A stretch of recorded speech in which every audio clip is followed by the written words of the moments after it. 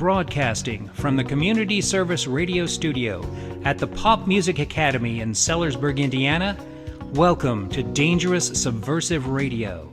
Prepare to open your mind and question everything. Good evening, and welcome to Dangerous Subversive Radio, Episode 5. Can you believe it? You know, if you've been listening over the last month, there's really not much way to hide the fact that I kind of come down on the conservative side of things. Why? I mean, that's a legitimate question. Why am I a conservative? Why does anyone go down the political path that they do? Well, I'll tell you what, there's two theories about that to answer that question. Why am I conservative? So let's take a look at those two theories. The first is that my mind was infected with the evil of conservative talk radio. That's right. I turned on the radio one day, and there was Rush Limbaugh. And I tried to get to the radio to change the station, but I was too late. The evil had bored into both of my ears, tunneled up into my brain, and taken root there. And it began to grow. It compelled me to listen more and more to conservative talk radio. And soon I was infected with all the hate, and racism, and bigotry, and misogyny, and xenophobia and Islamophobia and homophobia that is conservative talk radio. And voila, I was a conservative. Well, there does seem to be an epidemic of all these horrible traits in people in this country these days, doesn't there? Can talk radio be responsible for all of it? Well, I think that depends on which definitions of these words you go for. The old or the new. The old definition of hate is an intense or passionate dislike. The new definition of hate is any opinion that does not coincide with yours. If you look at the definition of prejudice or racism, it's a prejudice, discrimination, or antagonism directed at people of a different race based on the idea that one's own race is superior.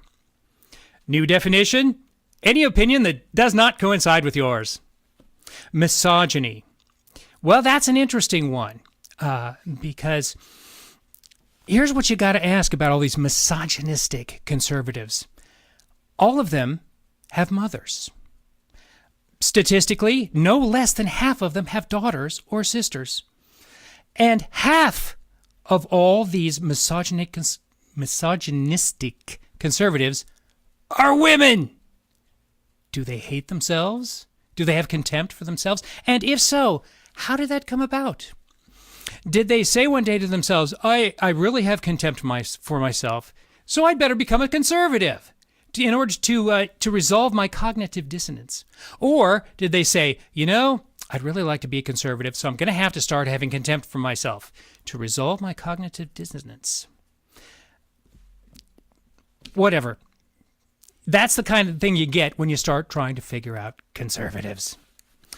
I forgot one. Bigotry.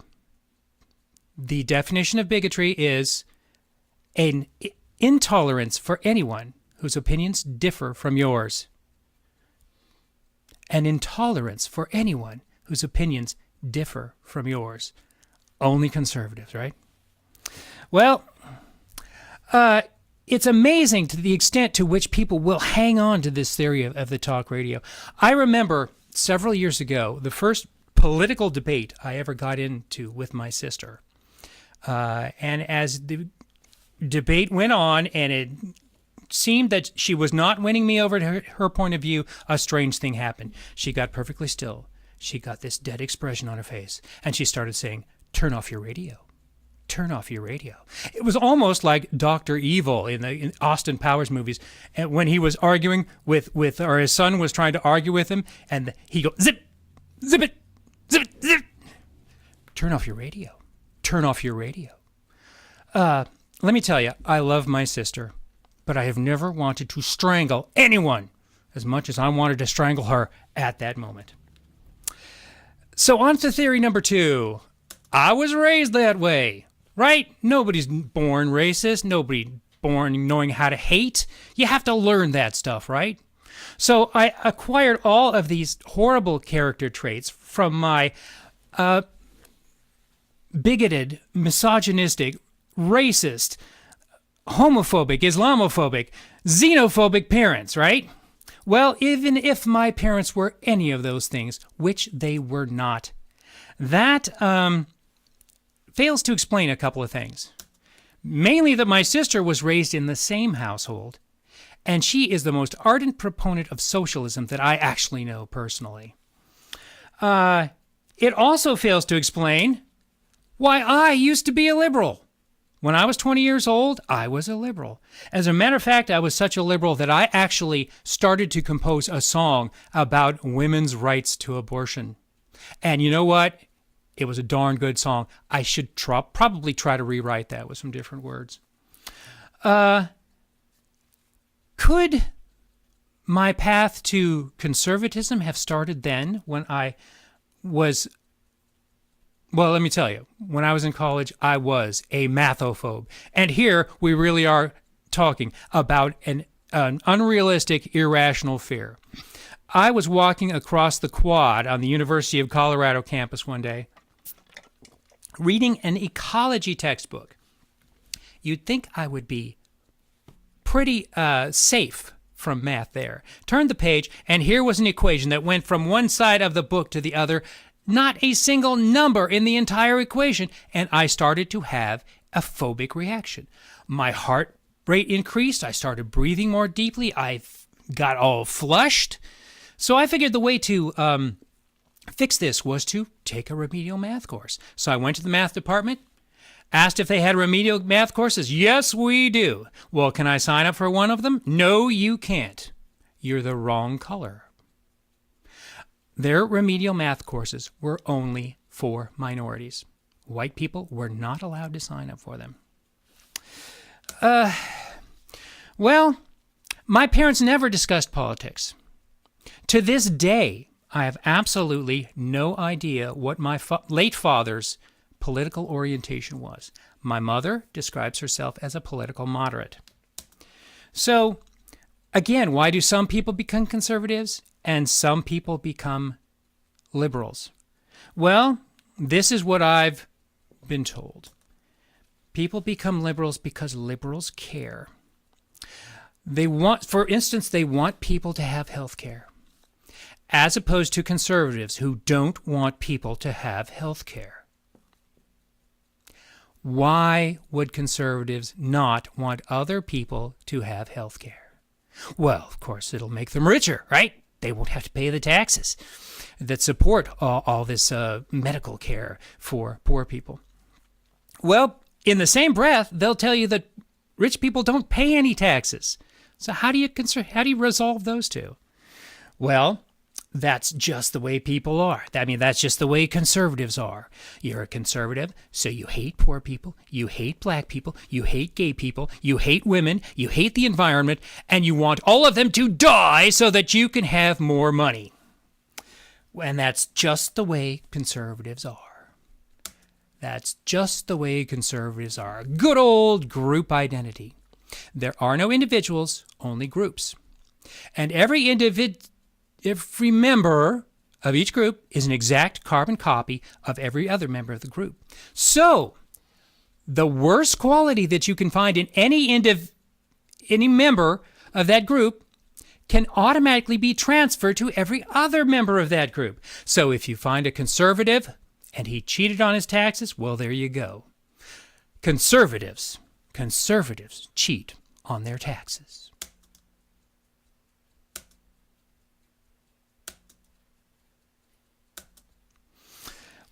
You know, group identity relies heavily on inductive reasoning as opposed to deductive reasoning. What's the difference between the two? Well, that's very easy to explain. Here's an example of deductive reasoning. All birds have feathers. It's true. I checked it out. This is a bird. Therefore, it has feathers. That's deductive reasoning. Here's inductive reasoning. All humans are bipedal. This animal is bipedal. Therefore, it's a human. As you can see, inductive reasoning has no more than a random chance of arriving at a correct answer. Group identity also relies heavily on tautologies, that is, circular reasoning. You can tell that all conservatives are against black people. Well, how do you know that they don't like black people? Well, they're against affirmative action. Well, why are they against affirmative action? Because they don't like black people. And how do you know that they don't like black people? Well, they're against affirmative action. And why are they affirmative action? Because they don't like black people. You can see it just goes around in a circle. Okay? The sneaky thing about tautologies is they can actually be based on facts. But in order to prove an argument, you have to present evidence. A fact cannot be its own evidence. That is a logical fallacy. That is circular reasoning. But you know what? I don't participate in group identity. So we're really not talking tonight about why conservatives are conservatives. We are talking about why am I a conservative? Well, because it'll make you richer. Well, if it was going to do that, first it would have to make me rich. I mean, anybody who knows me knows that I drive a 21-year-old Ford Ranger pickup. The radio doesn't work. The heater doesn't work. The windshield washer fluid doesn't work. And the headliner is literally falling out on my head. Does that sound like the car that would be driven by a wealthy person? Well, in that case, why are you a Republican? The Republicans are the party of the rich. And in order to preserve their voting base, they have to keep rich people rich.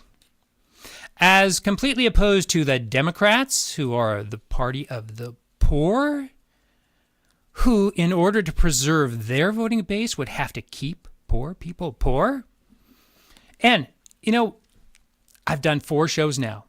Have I ever told any of you that I'm a Republican? So,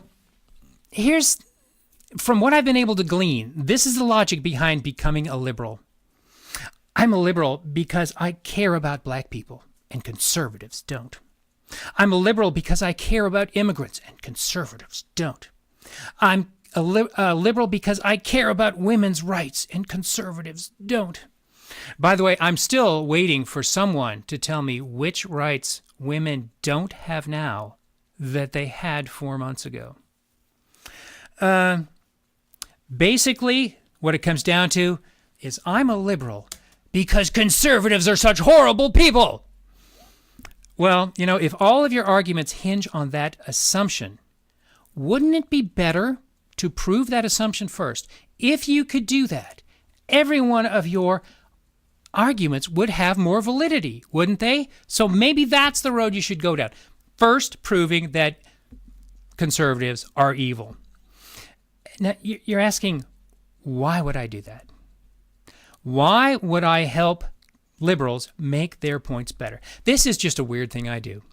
I do it on Facebook all the time. I try to give liberals hints on how to make their arguments more effectively.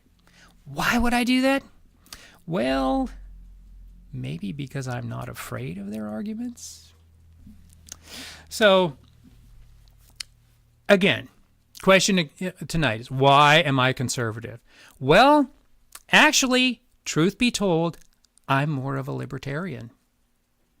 And what is a libertarian, you ask? Well, you've heard the word. You've got the political spectrum.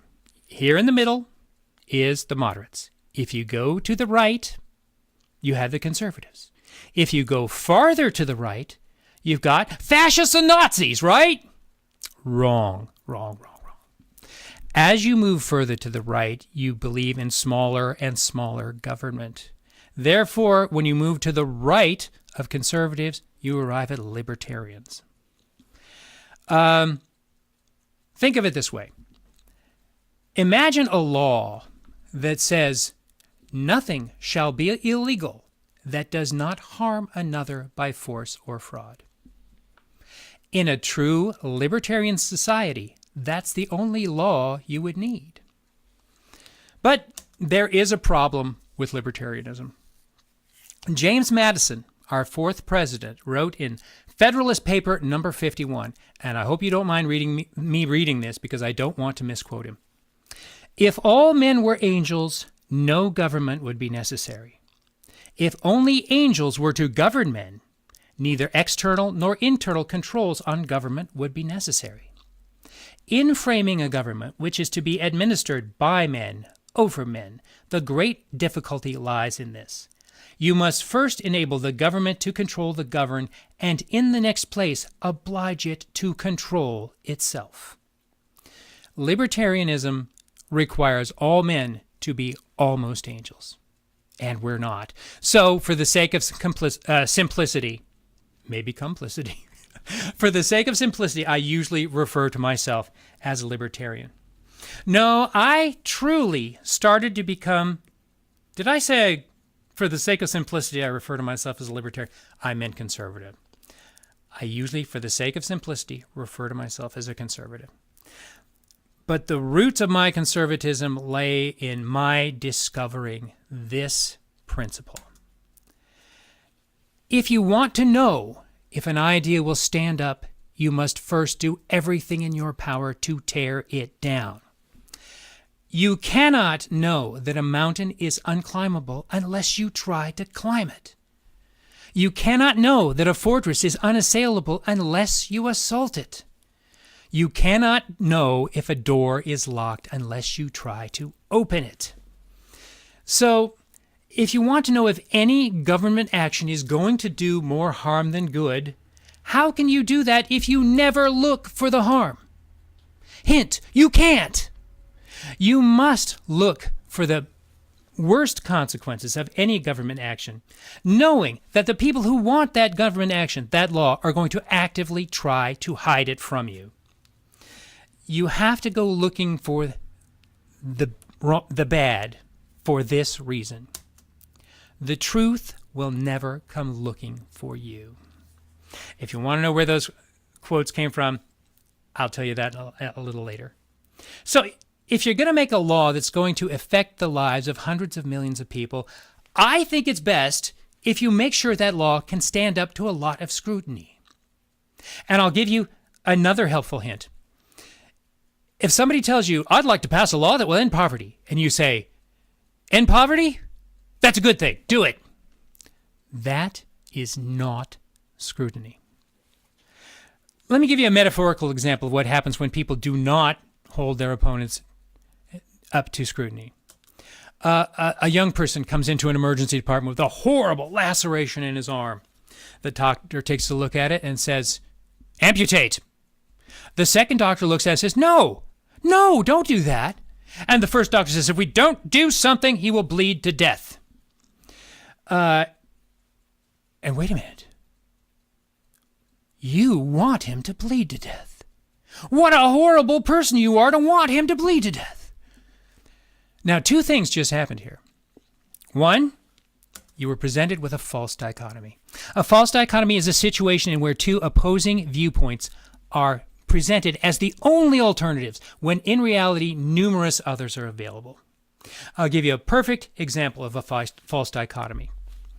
Without some sort of socialized medicine, people will suffer. Well, again, they can be sneaky because that is true. But what was the unheard message here? The second thing that happened is that the first doctor demonized his opponent. And that's the second thing that you have to watch out for.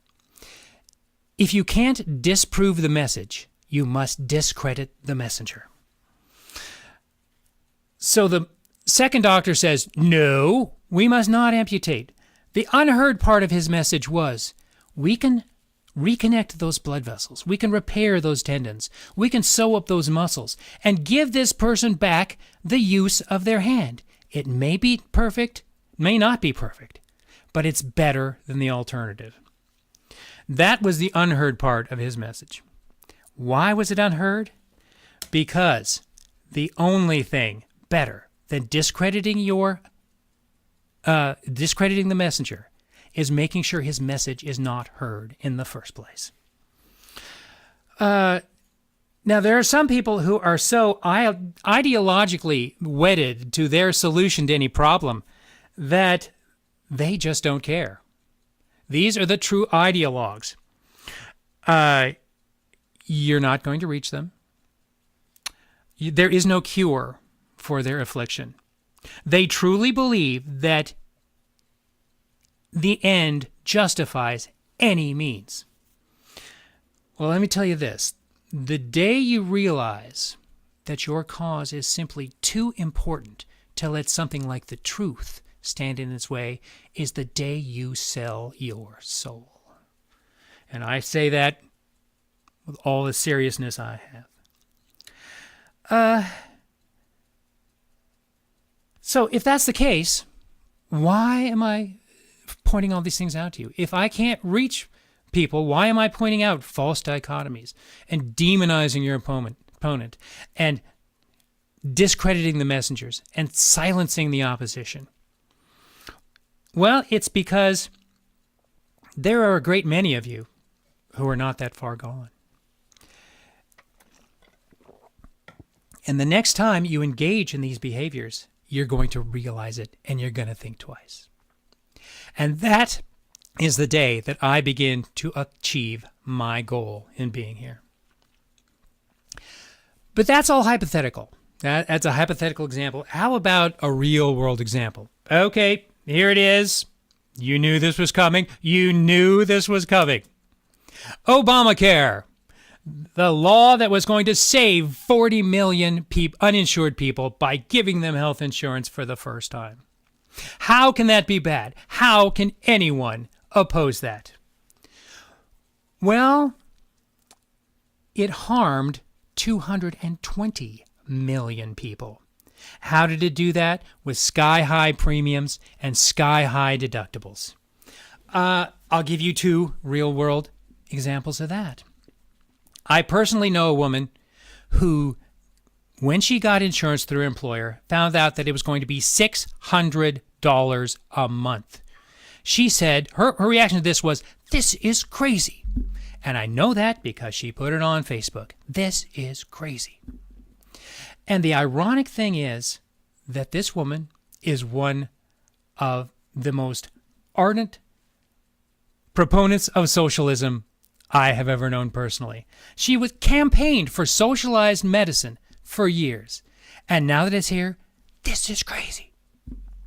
I know another man, and I knew there were going to be people, large numbers of people in this exact situation.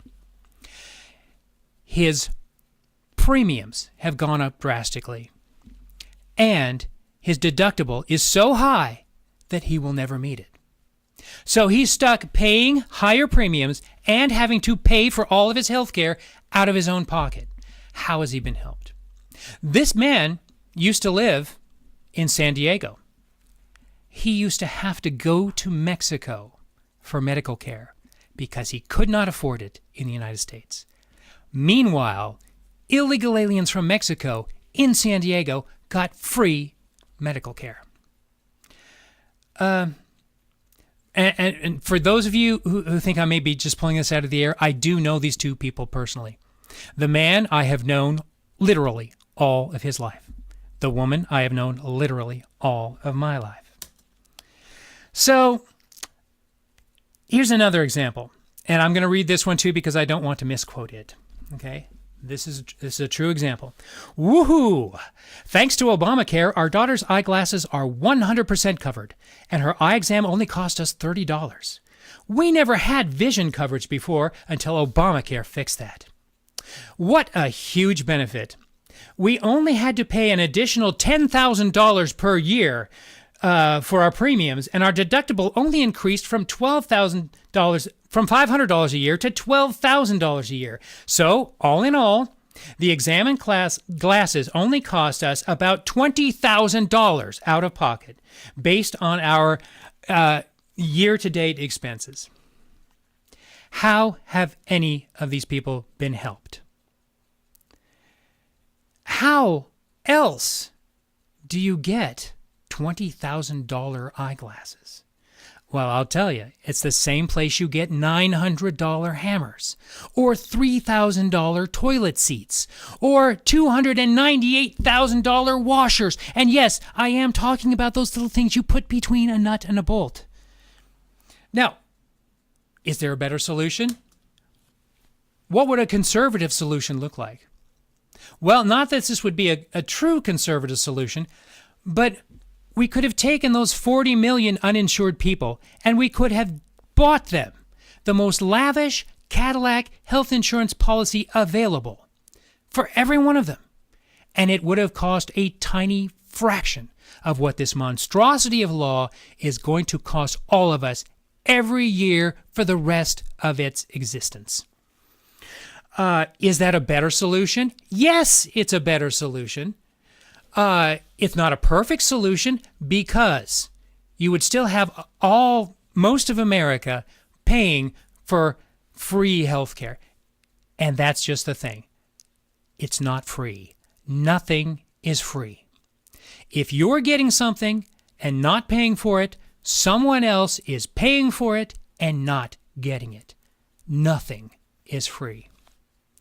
But it would be better because the majority of the people would be paying a tiny fraction for what they're not getting than they are under Obamacare. That is a solution that would do less harm while still doing all the good.